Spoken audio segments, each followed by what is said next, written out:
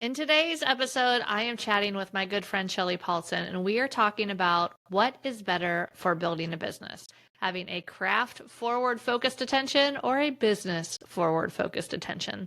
Well, stay tuned and find out. I'm Nicole Begley, a zoological animal trainer turned pet and family photographer. Back in 2010, I embarked on my own adventure in photography, transforming a bootstrapping startup into a thriving six-figure business by 2012. Since then, my mission has been to empower photographers like you, sharing the knowledge and strategies that have helped me help thousands of photographers build their own profitable businesses. I believe that achieving $2,000 to $3,000 sales is your fastest route to six-figure businesses, that any technically proficient photographer can consistently hit four-figure sales, and no matter if you want photography to be your full-time passion or a part-time pursuit, profitability is possible. If you're a portrait photographer aspiring to craft a business that aligns perfectly with the life you envision, then you're in exactly the right place. With over 350,000 downloads, welcome to the Freedom Focus Photography Podcast. Hey everybody, welcome back to the Freedom Focus Photography Podcast. I'm your host, Nicole Begley, and today I have a returning guest, one of my favorite people, Shelley Paulson from Shelley Paulson Photography up in the very cold state of Minnesota. Hey, Shelley. Hey, I'm pretty freezing lately. It's been like wind chills in the minus double digits a little bit. And yeah, it's just cold. And I have to be in the barn a lot because I'm keeping a horse fed that can't eat any forage. So I'm just like, brr, why do I live here? Why do I live where my face hurts? I know. I feel that pain. Although you get to create beautiful snow images all the time. And yeah, It's true. Last winter, we barely had any snow. So that was a huge disappointment. But yeah, this year is looking like it's going to be like normal Minnesota winter, and I'll get out and enjoy the snow in small bits. Nice. It is funny. You guys know, if you're on my email list, I just got back from Finland, and we love to be winter tourists. I don't want to live there, but I love to be a winter tourist. And when you're there, like, we bundle up, we go out, we do all the things, and like the cold is nothing, like whatever, we're out there. And then I get home and it's 45 and I'm like, oh, it's too cold to walk the dog. I'm like, how? Why? I guess that's the power of mindset, right? I guess, yeah. So I'm gonna shift that. We're actually gonna go for a walk after, although it's sunny and 55 today, so it's Yeah, lovely. like we're gonna be 40 on Sunday, and I'm just like, Oh. I'm storing all the outdoor things I need to do. Like my tack room is just chaos because I'm like, I'll deal with it Sunday. I'll deal with it Sunday. It's above freezing. Yay. Oh my gosh. I know. And then by the time spring comes, when you have like a 35, 40-degree day, you're like, t-shirts up I at know, the first totally. beginning of the winter. It's so cold. Oh my goodness.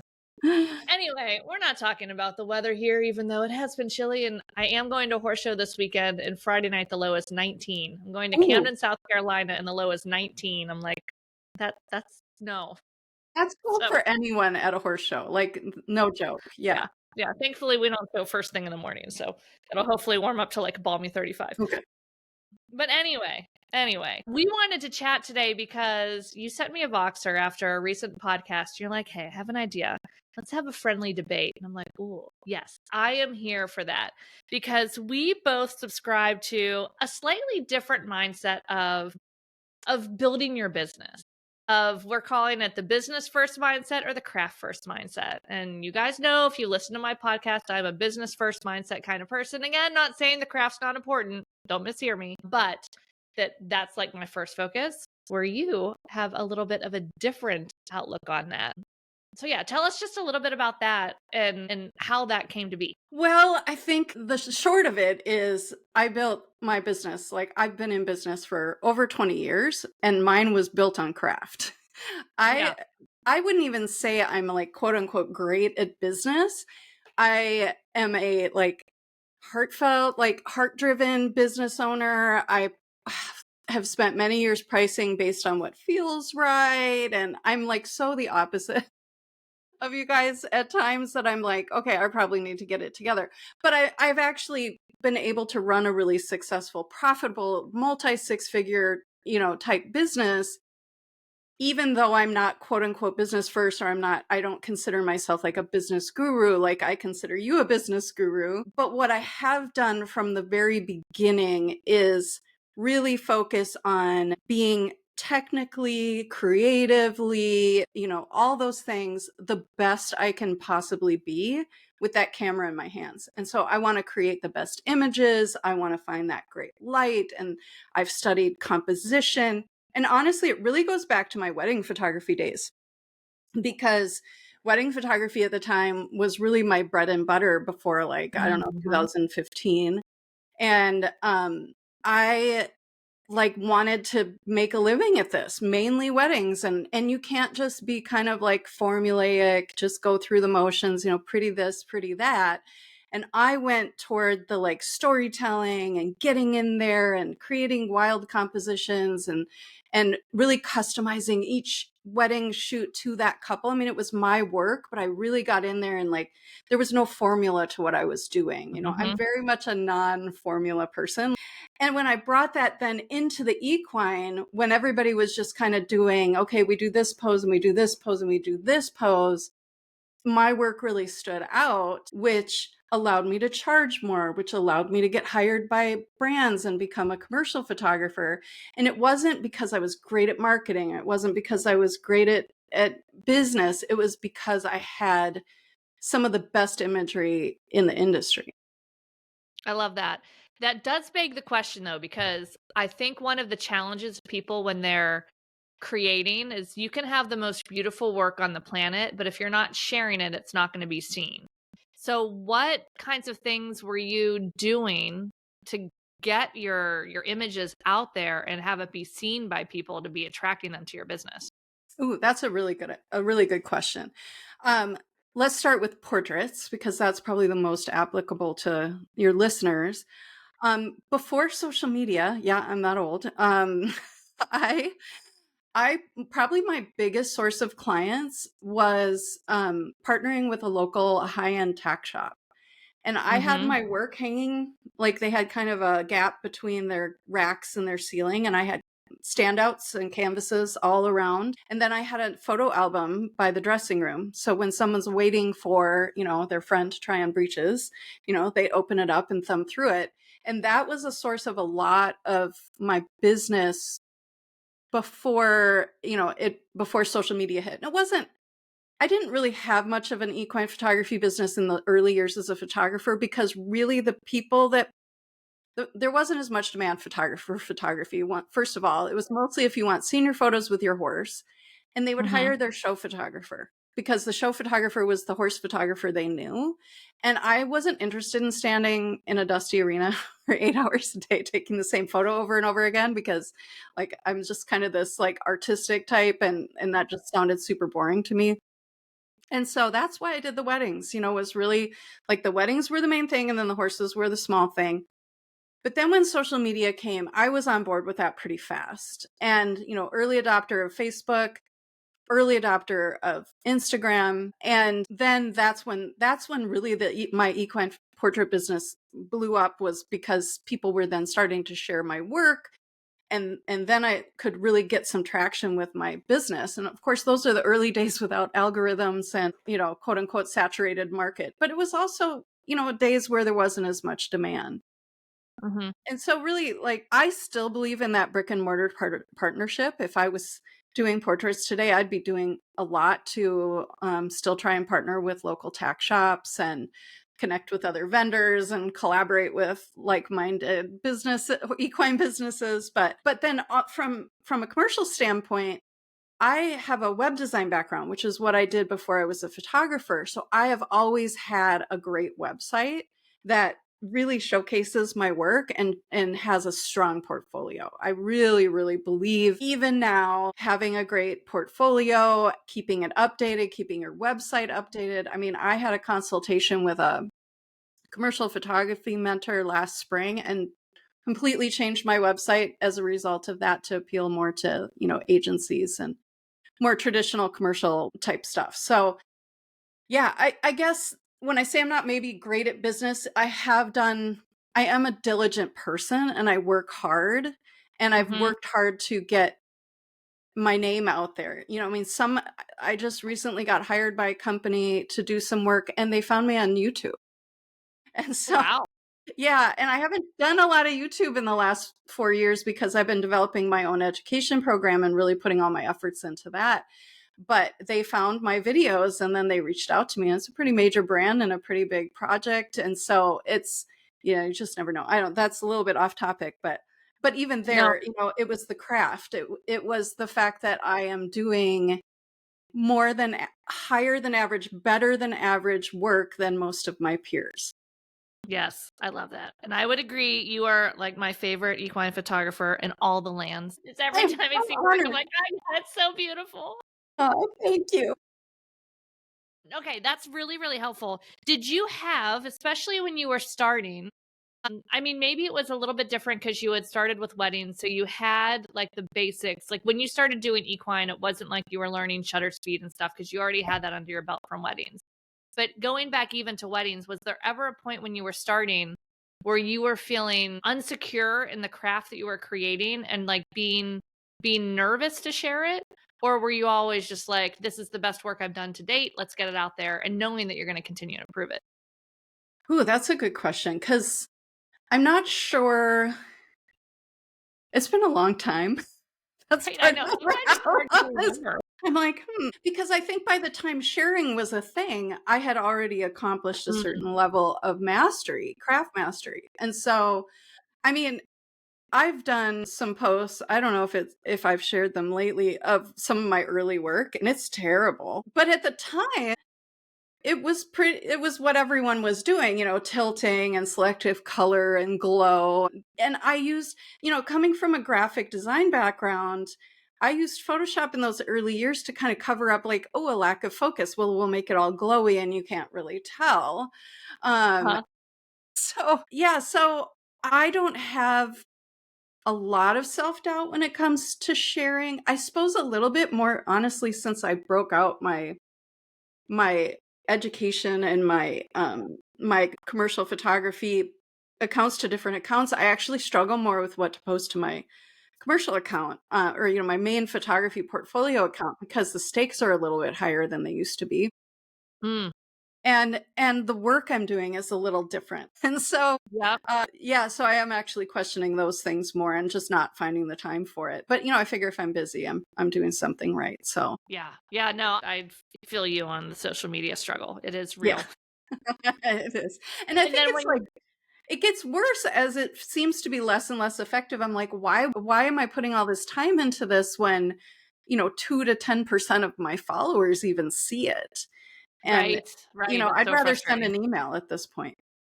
Yeah.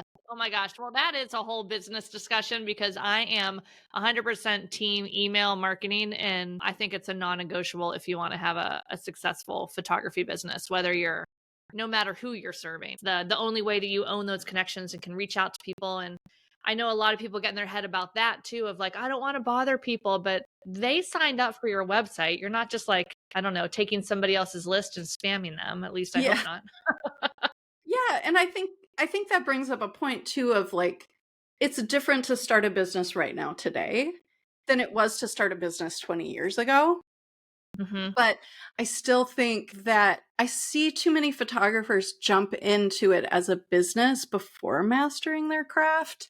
Hmm. And I think that makes it harder for them to confidently share their work, confidently price their work, confidently Hmm. build a portfolio because they're still like, I don't know if my work is good enough, or I don't feel confident. They go into a shoot and do 700 pictures and only have 10 to share with their client.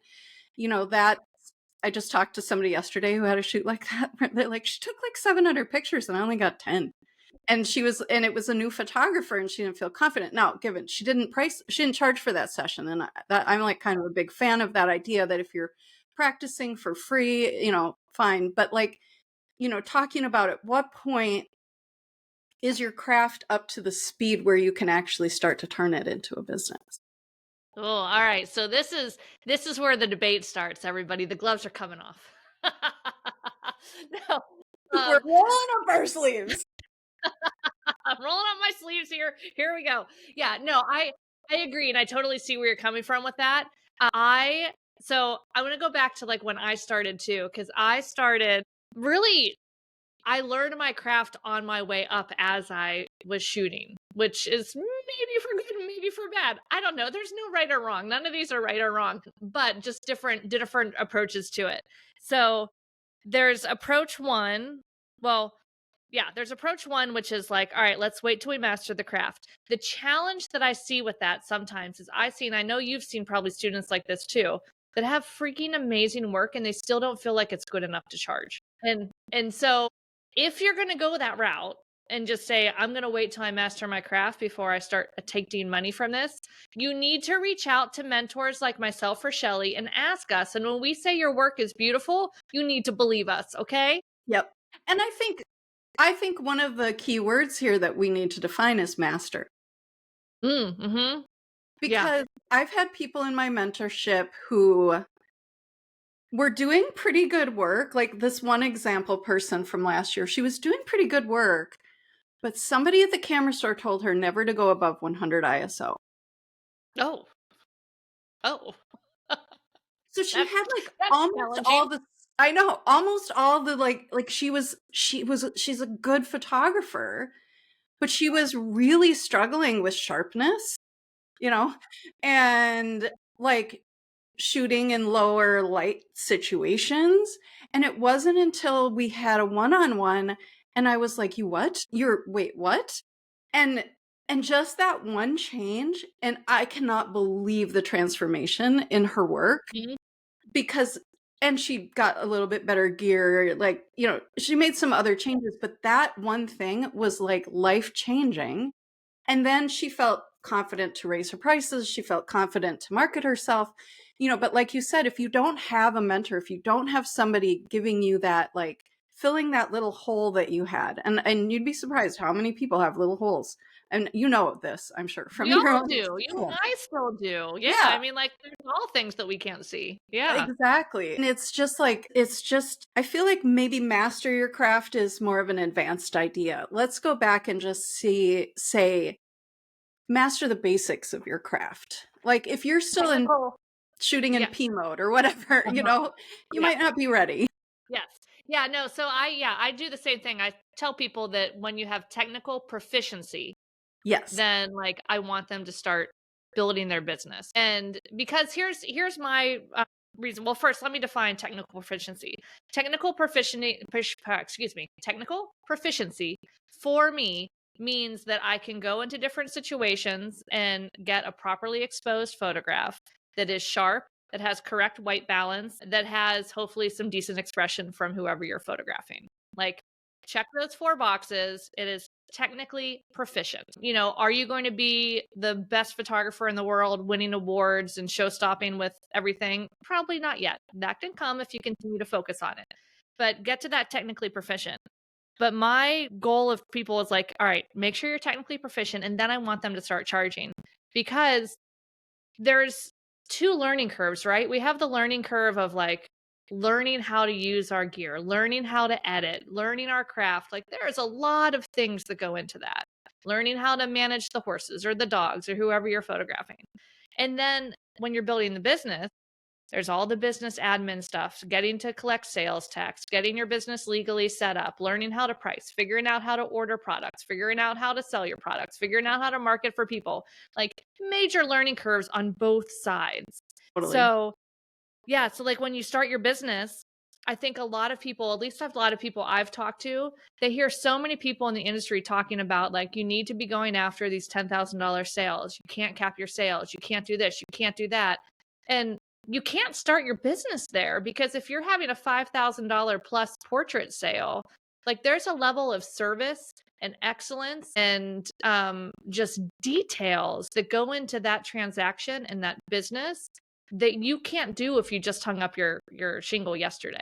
Yeah. So the business growth kind of goes through this. Like, I want people to learn how to get comfortable taking money, which is kind of where I start off with that level 1 of like, all right, you can take technically proficient photographs. Great. Start charging, even if it's all inclusive, kind of low cost, knowing that you can't stay there because it will not be profitable in the long run. But and then start adding in the products, and then start building your experience and and talking about the value you bring to your clients to get to that $2,000 sale. And then eventually, if you want to, you can go up to that super luxe market. So anyway, so that's kind of where I come from, that of like, as soon as they're technically proficient, I want them making money like tomorrow, ASAP, so they could start Agree. bringing money in and bootstrap and reinvest in their business. Yes. And I mean, I knew we'd be actually on the same page, but with slightly different mindset approaches. Yep.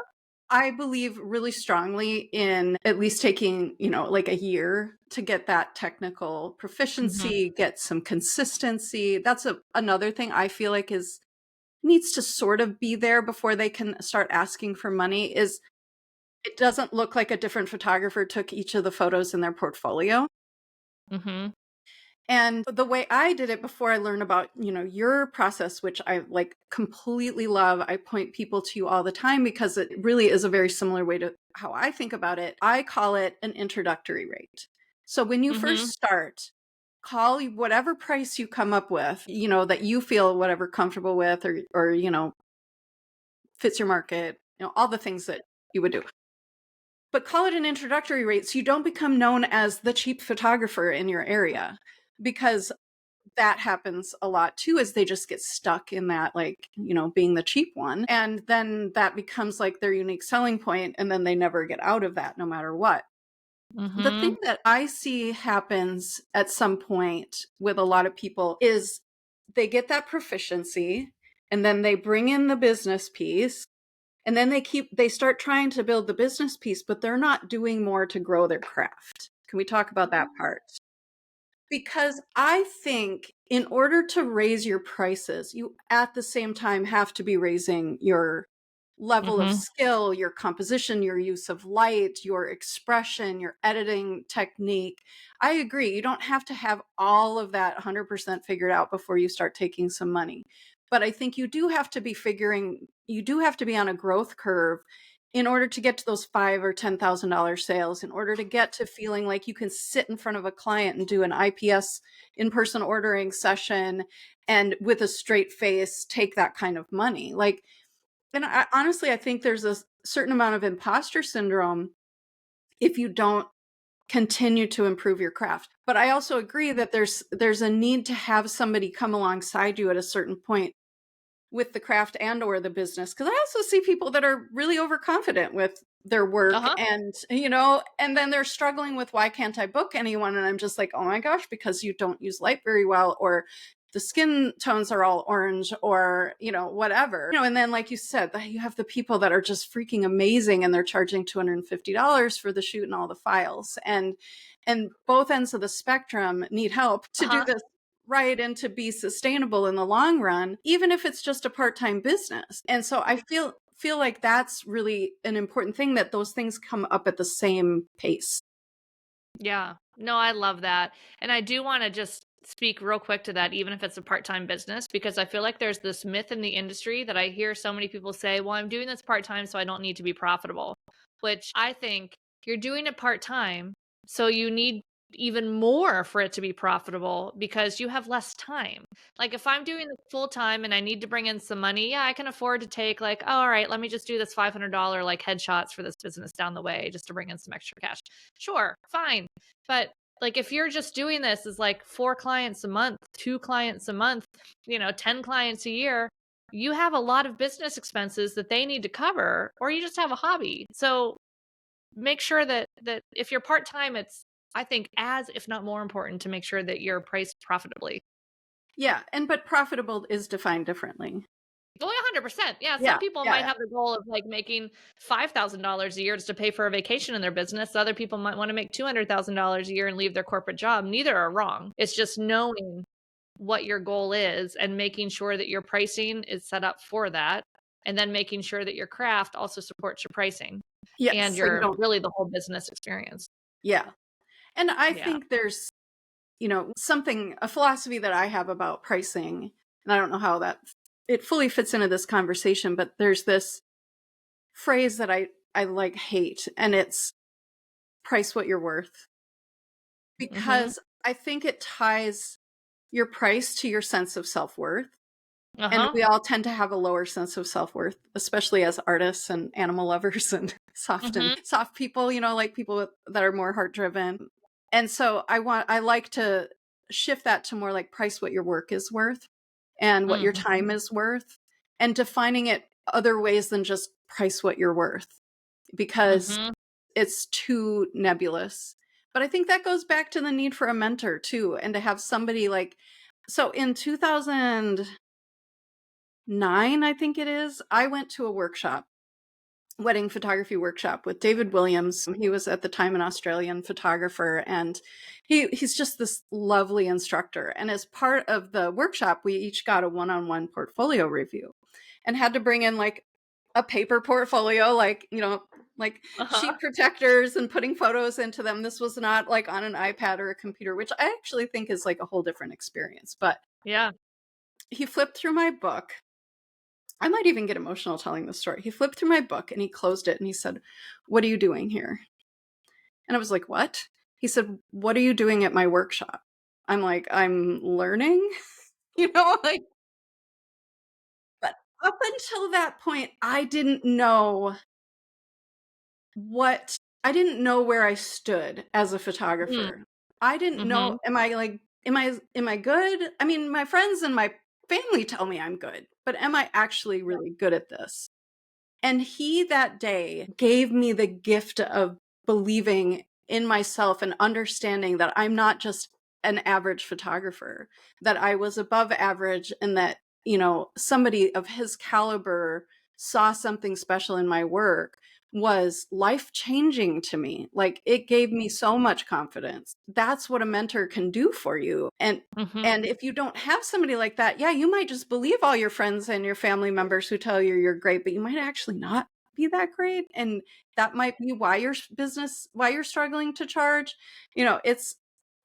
It's such a valuable thing. And I'm a mentor because of him, and because of another mentor I had even before that, who gave me permission to not have to shoot everything, but to just shoot the things I love. And that gave me permission to just go after the horses. And that was like really early on, so that was Cheryl, CJ Nikolai. She used to do like children's photography workshops. And so she was a key person.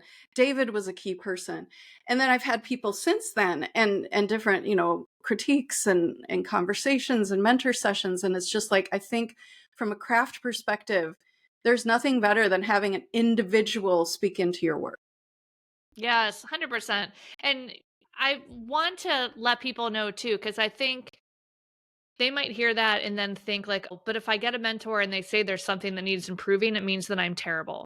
And that's not the case either. Like, we've both, I'm sure, along our way. I mean, I still get some critique sometimes for certain things. I'm like, oh, I didn't see that. That's a good thing to notice. So like, I think you have to be careful on who you're willing to take critique from, and make sure that it is coming from a true critique place that wants to see you get better. So, like, as you're learning, I truly believe, and I think you would agree with me, that seeking out critique on our work is the fastest way to improve. Because when you put something in front of me or you, we can see, oh, look at this white balance. Look at where your eye goes right over here. Then, we can give immediate things that you can change that image to elevate it to a whole new level. And when we do that, it doesn't mean that it's bad. Like, no one was born, like, grew up, came out of the womb and immediately knew everything about art. Like, we all learned it. So Yeah. we all were there, and we all just were creating things, and all of a sudden you took a picture and you're like, I really like this, but maybe you don't know why. Maybe it had a really strong composition, so we're just like naturally drawn to it, but we couldn't articulate why. So when you get the critique from professionals you trust, I mean, you can start to learn those things. You can start to see these little changes you can make. And they're usually little changes that can, like the one student you had that was shooting on 100 ISO all the time. Like, one little tiny change can unlock a whole new world of possibility. So yeah, this is my call I for all agree. of you guys to get some critique. Yeah. Yeah. And I've had, those were two like very life altering critiques. I've had, probably 20 others in my career where it wasn't, it was not, you're amazing. It was, okay, here's what you need to work on. Cause really that's what you go to a critique for, and in those situations, I was also given things to work on. And, I remember one critique I had super early on. I put a engagement session up for critique in a forum, before social media, we had Yeah, forums. right. And they said, the person who was running it actually gave me feedback. He's like, you're moving too quickly from location to location. To this day, I still try to be conscious of like giving people, giving horses, whatever, giving everyone time in a location before like feeling I needed to get up and move to another location, Mhm. and so, yeah, those things were years and years and years ago, and they still influence what I do today, but it wasn't, singing my praises. It was like, you're doing this thing and it needs, if you want to get better, you can do it this way. And Yeah, so, yeah, yeah. 100%. Yeah, and there's a difference too, and I'm sure everyone has experienced it where there's critiques that aren't helpful that are often in a forum or online situation. Ideally, any mentor that you're actually working with is going to give you actually constructive feedback with like, hey, here's what you're doing well, here's some things you can improve, and in a supportive way. Where then there's other critiques that are just angry people on the internet. So Yeah. those, just let them go, just move on, block, whatever. Don't listen to them. But I think you bring up a really good point because I think we all struggle with this. I did too at the beginning with the need to feel like I was moving so quickly through my sessions because otherwise the person I was photographing was going to know I didn't know what I was doing. So Yes. I would be found out that I like had no clue. And if we just keep moving, they won't be paying Yeah, attention because they're they won't moving. know. They won't know. They'll see like, oh, she knows so much, but like I'm really tired. Can I have a drink of water? No, we must go. Lights going away. Yeah. So yeah, so I still do that too. Like sometimes even after photographing now for gosh, 15 years, I still sometimes have to be like, "Oh, it's okay. Like just take a breath. Take a minute. Yeah. It's Take a fine." beat. And our Yeah. clients actually I think appreciate that like calmer energy.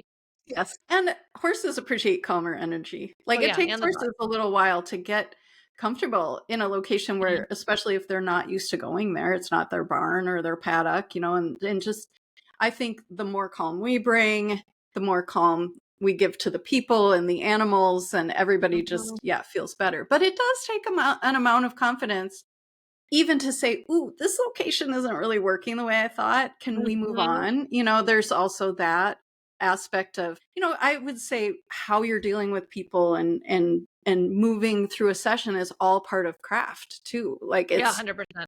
yeah, it's not just what we do with the camera, it's how we engage with our clients and Mhm. their animals. Yes. Yes, absolutely. All right. So as we wrap this up, I would love to get kind of your advice for someone. Maybe there's somebody out there that's kind of picked up a camera. They're like, this is interesting. I think I really like this. You know, maybe I want to explore this. Like what's their best kind of plan of action to do that? That's good. That's going to take me a second. No problem.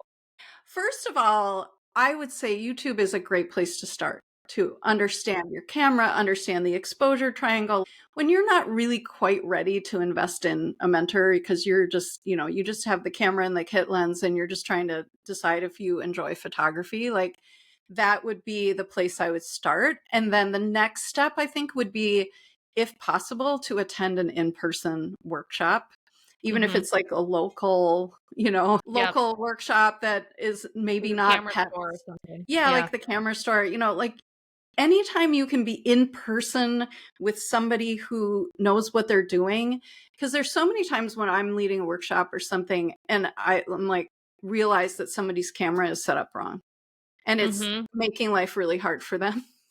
Hmm.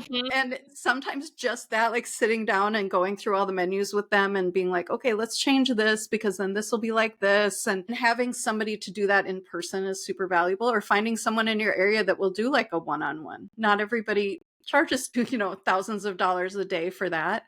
Um, and then getting involved in, some kind of mentorship, like individually, or, I have my Wings mentorship that's really geared towards people who are wanting to just take a very step-by-step learning path. And it's interactive in that I make people go out and do homework, and then I give them feedback. I give them that critique on their images.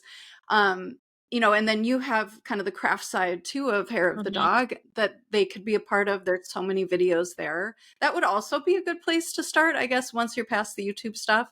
And then, and then just continue. There's so many great photography workshops out there over, I think in those early years, the more things you can go where you can be learning in person, hands-on, the better. And then, the online mentorships, the getting feedback from the photographers you love. Almost every well-known successful photographer has some kind of mentorship program.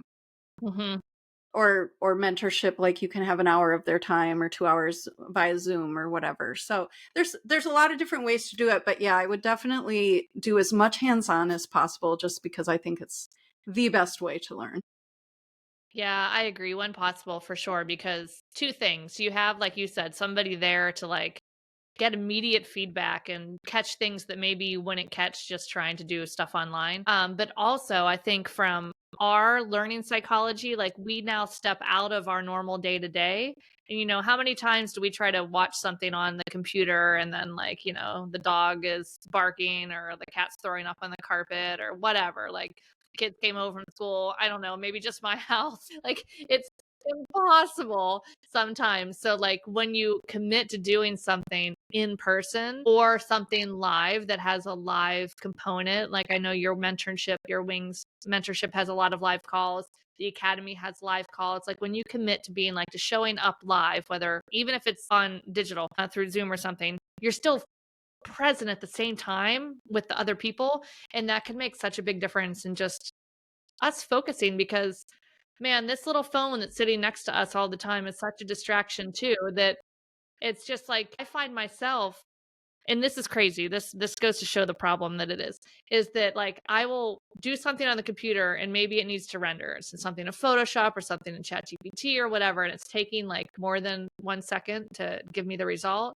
I grab my phone and I like open my email, even though my email is open on the big screen in front of me. I'm like, this is a problem. I do exactly the same. I'm like, wait a minute, I was just there. I don't need to check it again. It's just like you have this habitual use of your phone of like, first I'm going to check my email and then I'm going to check Instagram and then I'm going to, and I'm like, stop it. Just go for a walk, pet your dog. Like you can walk away for a few seconds. Oh, it's so bad. Oh, it's so hard. So yeah, so anytime you can get like live in person or even online, but like live where you're forced to pay attention, yeah, Is 100% great. better. Yeah. And in my Wings mentorship, the other benefit, I mean, some people might see this as a detriment, but the other benefit is, I have these homework assignments. You go out and you shoot and then you submit your homework. You do it in a Facebook group and I give everybody feedback in like a Facebook album. So you're learning not just from your image feedback, you're learning from like 23 other people. Well, not everybody posts, but around 20 other people and their homework. And people have said that's actually like a real bonus because you're sensitive about your own work, but you can like see what I said about their work and go, oh yeah, so there's that kind of additional learning, because I like it to be public so that everybody's benefiting from everybody else's feedback. Not public, Yeah, like, no. not public, but within the group. Yeah. No public shaming. Don't worry, guys. No public shaming. Just No within the group. shaming ever. Yeah, no, I agree 100%. Anytime that we do feedback like that, we like to try to make it available for others that are in that same learning journey to learn from it. Because how many times have you been in a program where somebody asks a question and you're like, oh, that's a really good question. I have that question, but I didn't even realize I had that question. Yeah. So such a great way to learn. Yeah. Really good. Awesome. Oh my gosh. Well, this has been super fun. And I love that we basically come to the same conclusion, but just, a little bit different ways to get there. But spoiler alert, they're both really important. So Yes. you have to grow your craft and you have to focus on the business. But I do want to kind of close too by saying that I don't think there's anything wrong with being more of a heart-centered kind of entrepreneur. I mean, I think a lot of us are, even though I am still business focused, I still feel like I'm definitely very much a intuitive, heart focused kind of person too, with like even just figuring out, all right, what's next in my business, or what should I do here? What should I offer? Even building my product list for my photography services. It's a lot of it is listening to what our kind of intuition and what we love. Cause I know I do that advice all the time for everyone. They're like, what should I sell? I'm like, what do you love? Yeah. Because What's on that's your what you're walls? going to sell. Yeah, Yeah. exactly. There's still, I've been in business 15 years. I've never carried medals. And I know medals are super popular, but it wasn't something I loved. And I did have one or two clients that wanted it. And so I sourced it for them and sold it. But it's not part of what I promote that I sell because it's not what makes my heart sing. So, I think that, yeah, I guess moral of the story is no matter kind of where you feel like you are on this, like, I am all business, I am all craft, like anywhere on there can be successful, just making sure that we give some attention to both pieces of it. Yeah, you can't really do one without the other. I think that's the super bottom line is it's like a balance beam, and it's got to find a balance point, because if you don't have the craft, you aren't going to feel confident in the business. If you don't, I mean, we were talking about how to grow your craft. Well, let's talk about how to get your business figured out. Well, that's the Freedom Focus formula. And, to just have that, to level out that teeter totter of like, you can be super heavy on craft, but not really on the business. Well, that's a hobby. And you can be There's super nothing wrong with a hobby if that's where you want to right. be. 100%.